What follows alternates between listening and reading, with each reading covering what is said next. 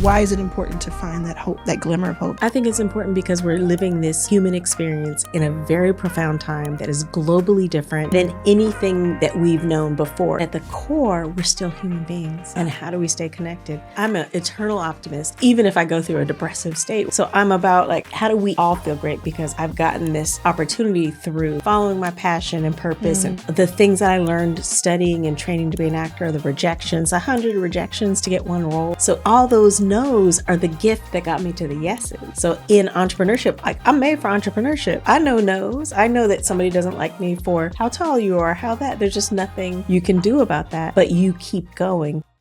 So what is that thing? That thing for you, but I'm thinking about the core of that, trusting our intellect, taking away and washing away these societal layers and your passion. You were doing this already, your passion for making sure that we had access to information and capital. Me going, with Blackbird, I just feel this thing and I'm on this path and I don't know where it's going, but I'm going to give it a try. So you were obviously searching and see, but there's something even in that relates to the work that both of us do in different ways. I think we both just realized, you can tell me if this is right, but we just kind of realized that there's no use in getting anywhere great alone.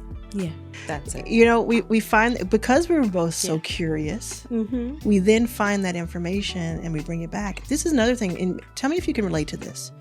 Whenever I feel stress or anxiety, what really helps me is to interview people or learn from people and then share the information with others. Like with the pandemic, I just started interviewing as many people as possible and sharing the information because it made me feel safer and calmer. Yeah, do you relate to that? I do, 100%. And then that curiosity brings you to do things that are outside. Because, we talk, I am an introvert. Yeah. I don't feel like you're very introverted. Oh, I am. But we all have our introvert-extrovert thing. But I would have never gone to a conference. And design started me going to conferences. And every time you step outside of your comfort zone into something that's curious about, that you're curious about or you want to learn, you get that experience. And then for me, the same thing. I want to share that. Yes. Even being an interior designer, like, wait, more of us don't know this work. I want to share that. How do we do that? And then why am I being called to do something? Yes. And am I going to answer it, or am I going to kind of just be scared and stay in the comfort place? You taught me that only 3% of interior designers, which is different than interior decorators. Let's talk about the difference. Yeah.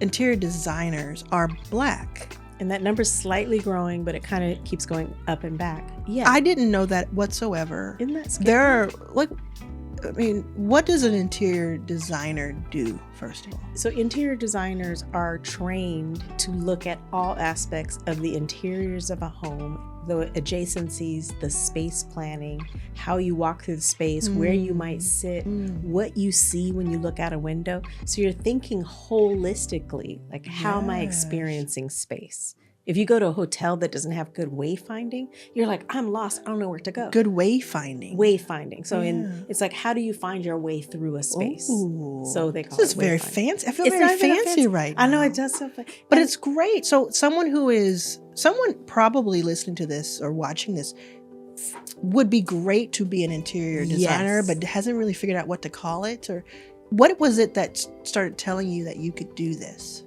Doing my own homes and having this opportunity to have our first home. And I was moving furniture all the time. My husband was like, every time he'd come home, and even when I was pregnant, I was like moving a couch. I was like, it was this curiosity to know what if we sat in our living room this way or that way? What if we sat this way? What would change? What if we put chamois yellow on our walls?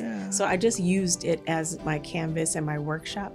Wood shedding. So if you're a musician, you wood shed. Okay. So it's basically a period where you're trained and you do all this stuff, and then you go deep in to find your voice. You find it. So I was finding my interior design voice through physical space, experiment. But I've drawn since I was 12 years old. Yeah. When I was 12 years old, I was trying to fix our kitchen.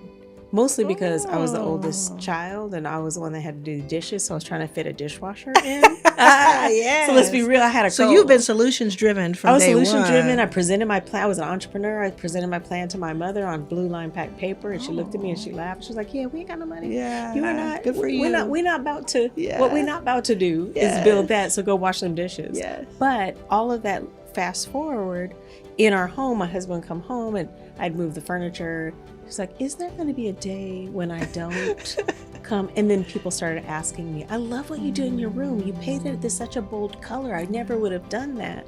Yeah. Will you help me with yours? And I didn't feel like I'm qualified to help other people because I'm still figuring this out, making tons of mistakes. Like I did a tile job that I was experimenting. I could see it came back to you then. It was. I was experimenting, and I wanted this like spa-like, but I wanted some inspiration, so I put just the wrong colors together. Yeah. We had to pull all that tile out and redo it, and then it worked. But I don't want to do that with a client, so I went to UCLA's interior design, interior arc ID program. Took a class. Like, let me just see what this is. It just kept sparking that, and then It took 3 years, but I went through their entire program. Oh, that's so cool. And graduated with distinction. I was like, I have an aptitude for this. And that's so cool. So that led me along that whole path. Did those 3 years go by fast or slow for you? They went fast. And my kids were in elementary school at the same time. So it was a really rapid period. But it was the work, the all-nighters. I hadn't done all-nighters since undergrad. Okay. So it's a postgraduate program. And I was not ready. But I loved it. So if you give me a piece of paper and a solution and a problem to solve with a floor plan, I can draw for hours and hours and not want to get up, not want to eat. What are the things, anybody listening right now, what are the things that you do that you have to be pulled away from? I had to be pulled away from drawing, design, painting, sketching. And that's a great way to think about it, because so many people are looking for their what and their why. They're looking for a direction. So many people that I meet, I don't know what type of business I would start, or what type of business should I work at that is more fulfilling to me. And that's such a great way to say. I say, your obsession is going to fuel your success in a lot of ways. Because the people we think about, LeBron, Beyonce, the tech giants of the world, they're obsessed. And I find myself obsessed with things that I really care about. What are you obsessed with? I'm obsessed with, usually it's different topics. Like, more recently, I've gotten really down the wormhole about content marketing so that I can learn and do it and then teach other people how to do it, because I want to help create 1,000 millionaires. And so a lot of that's going to have to come from us being independent and finding our way and generating revenue and building. And so a lot of people don't have money for ads. And so how do you do content marketing that can become viral? Yes, but just can be a sustainable way of bringing new people into the fold every single day. And I get obsessed with that. Before, obviously, it was Backstage Capital and helping to level the playing ground for underestimated founders. And that was an obsession that I went to sleep thinking about, woke up thinking about, dreamed about. That's the thing. That's the thing. That's the only thing. So if that's a really great exercise, is to think about it. And some people might say, well, mine's kind of silly, or mine's kind of a hobby or something. There are so many ways to find your path with something that can be considered a hobby. Most podcasts, for instance, are about hobbies or about interests. I didn't know that. Yeah, if we think about what people talk about, most of them are just this interest to spark or something that kind of accentuates something else that they're doing.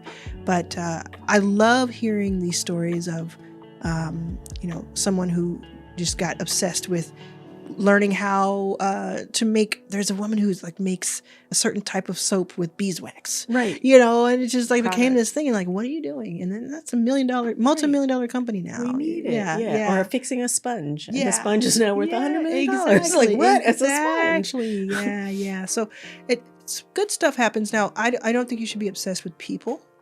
You should be obsessed with a subject. That's just my opinion, because people may take that the wrong. Some people may take it the wrong way. Oh, I'm obsessed. Be obsessed with my goodness. it can be dangerous. Your knowledge, gathering and your research and your upskilling. That's an important distinction. Yeah. Obsessed in what you want, and then what do you want to do in the world? Like what if you affect one person, if you're the only thing you want, like teachers are the geniuses, right? Yeah. My sister-in-law is a second grade teacher. She's currently like on a sabbatical, but she loves her students. She loves the second grade is her grade. Yeah. And she, every year, 25 young people go through her class and they remember her. Actually, our social media content person was her student and still remembers her. And they hadn't seen, just randomly happened to be her teacher. She ends up being like best friends with my daughter, but she remembers her because she's so good at it and passionate. And she's also super funny. She should be a comedian. Oh, but she should do what she's doing. Well, I like people who kind of find their way, like people who become comedians after they've been in another position. Because you never know, she could be. She could be, and she could, because she came to Blackbird for a round table, and we were all like getting emotional and having like connection. And every time she said something, wow, that natural funny, like we were talking about with Jamila. Yeah, that's always cool too, because you don't have to do the same thing your whole life. It's not like you find your way and then you're just there and that's all you're doing. It's like you like, I know that I work on a few things, but I had the foundation of Backstage for 8-9 years. Then I branched off into a recruiting company, and now I'm going to work on I'm working on a stealth CPG product, and it's just, and then the events, and Your First Million Live. It's all these things, but I couldn't have started that way because I wouldn't have done any of them well. Right. So I definitely did have to have a foundation, and then I try to stay aligned with different interests. But it's so fun to think, oh, you know what I do, and I think a lot of people do this, is like I'm 43, and I think anytime I'm a little bit worried about where I am in life, I'll go and look up Wikipedia where Ellen was at a certain time, or where Mark Cuban was at a certain time, or where this person was at a certain time. And I say in my book, you shouldn't compare your chapter 2 to somebody else's chapter 10, but it does help me because you notice a lot of people, like Ellen, I think Ellen's show started when she was a year older than I am today. Oh, wow. I think that's the right. Damon John started, at 40, I believe, on Shark Tank, and has been there for how many years. And when you think about like Mark Cuban, he's a generation older than I am, so 64, 63. And he is living his darn life, right? And I'm thinking, I can't wait to be 60, because I'm going to feel that way. I'm going to feel, it's, so there's a lot to that. There's a lot of hope, I think, that comes from that. Just thinking of it that way. You can always choose to think in a negative way. I hope this has been helpful to you, and I'll see you in the next video.